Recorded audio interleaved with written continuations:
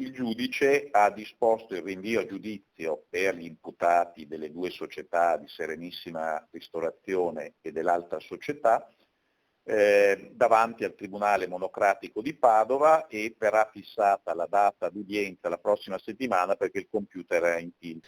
La data del processo sarà fissata la prossima settimana. Sono chiamati a rispondere di turbativa d'asta nell'assegnazione della ristorazione, un appalto da oltre 300 milioni di euro, le due società coinvolte nell'inchiesta sulla sanità veneta, il Colosso delle Mense, Serenissima Ristorazione ed Euro Ristorazione.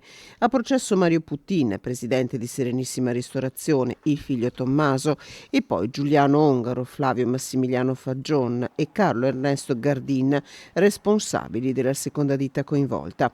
Rinviata al 29 marzo per problemi di notifica, l'udienza preliminare nei confronti di Domenico Mantoan, ex direttore generale della Sanità Veneta, e di Patrizia Simonato, all'epoca direttrice di Azienda Zero, accusati di aver investito illecitamente denaro in formazione. 8 faldoni di 10.000 pagine con un massiccio uso di intercettazioni telefoniche. Tanto il materiale raccolto dalla Procura di Padova con la PM Silvia Golin, titolare dell'indagine.